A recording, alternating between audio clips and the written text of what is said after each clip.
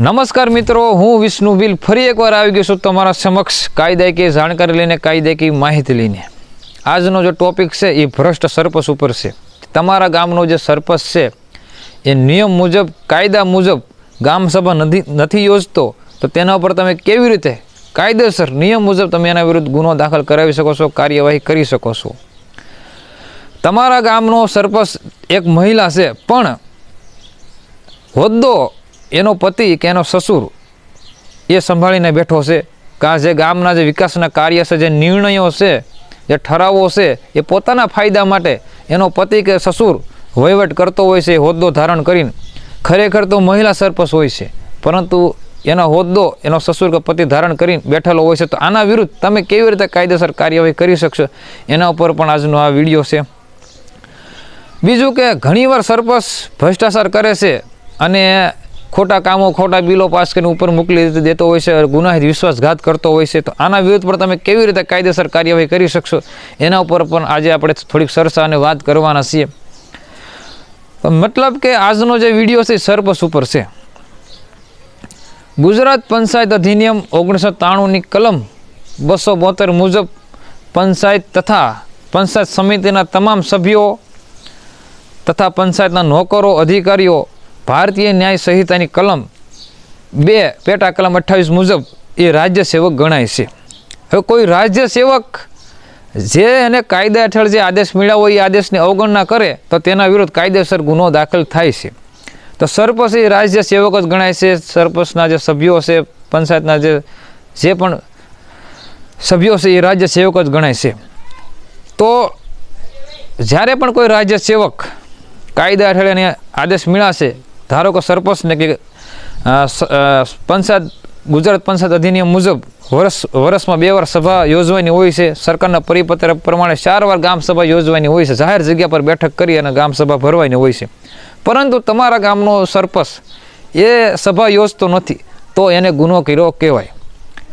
ભારતીય ન્યાય સંહિતાની કલમ 198 મુજબ એને ગુનો કર્યો કહેવાય।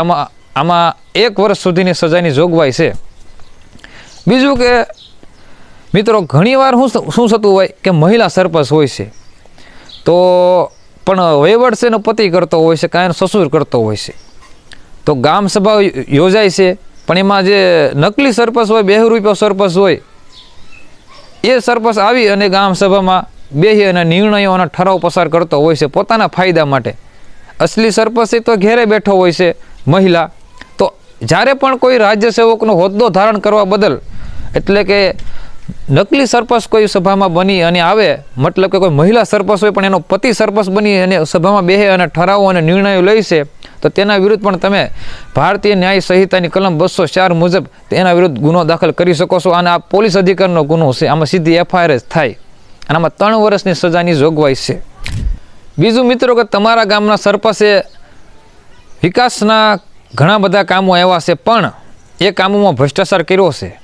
ધારો કે તમારા ગામમાં સ્મશાનની સારે ફરતી દિવાલ આવી છે, પરંતુ તે દિવાલમાં સરપંચે ભ્રષ્ટાચાર કર્યો છે અને એ સરકારના સોપડે એવું દર્શાવી દીધું કે ગામના ચારે બાજુ દિવાલ બનાવી દેવામાં આવી છે અને વિકાસનું કામ પૂર્ણ કરી દેવામાં આવેલું છે, પરંતુ હકીકતમાં ગામના સ્મશાનની પાછળ એક સ્મશાનની ચારે બાજુ કોઈ પણ દિવાલ બનેલ નથી। ત્યારે કોઈ પણ રાજ્ય સેવક ગુનાહિત વિશ્વાસઘાત કરે તો તમારા ગામના સરપંચે, ધારો કે ગામમાં તળાવ નવું બનાવ્યું પણ તળાવ હકીકતમાં છે નહીં, પણ સરકારના સોપડે એને દર્શાવી દીધું છે, તો આવા સરપંચની વિરુદ્ધ તમે ભારતીય ન્યાય સંહિતાની કલમ 316 પેટા કલમ 5 મુજબ ગુનો દાખલ કરી શકો છો। આમાં આજીવન સુધીની પણ કેદ છે અને ઓછામાં ઓછી 10 વર્ષ સુધીની કેદ છે, એટલે તમે સરપંચને લાંબા સમય સુધી જેલમાં પણ મોકલી શકો છો।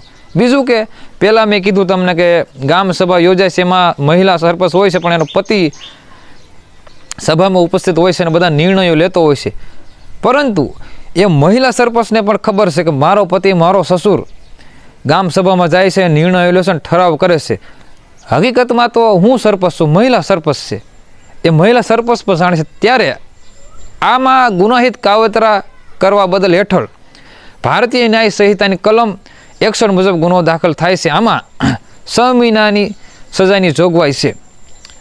તો આ હતી મિત્રો સરપંચ વિરુદ્ધ તમે કેવી રીતે કાયદેસર કાર્યવાહી કરી શકો. જો તમારા સરપંચ ખોટી રીતે ભ્રષ્ટાચાર કરતો હોય, નિયમ વિરુદ્ધ કાર્ય કરતો હોય, કાયદા વિરુદ્ધ જઈને ઉપરવટ જઈને કાર્ય કરતો હોય, તો તમે તેના વિરુદ્ધ કાયદેસર કાર્યવાહી કરી શકો છો.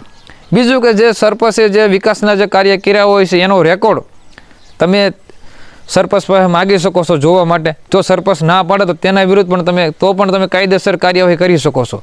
સરપંચે વિકાસના કાર્યો માટે ગામમાં બજેટ બનાવ્યું છે પણ એ ગામ સમગ્ર રજૂ નથી કર્યું, તો પણ તેના વિરુદ્ધ તમે કાયદેસર કાર્યવાહી કરી શકો છો. તમને કેવી લાગી મિત્રો આ કાયદાકીય જાણકારી? તમારા ગામમાં જો ભ્રષ્ટ સરપંચ હોય, કાયદા વિરુદ્ધ કામ કરતા હોય, તો એને પણ ધંધે તમે લગાડી શકો છો. તો આજના વિડીયોમાં બસ આટલું જ. બીજા ટોપિક ઉપર પાછો આપણે વિડીયો બનાવશું. તમે પણ અમને કોમેન્ટ કરજો કે તમારે કયા ટોપિક પર વિડીયો જોઈએ છે. કાયદાકીય જાણકારી અમે તો આપવાનો પ્રયત્ન કરીશું.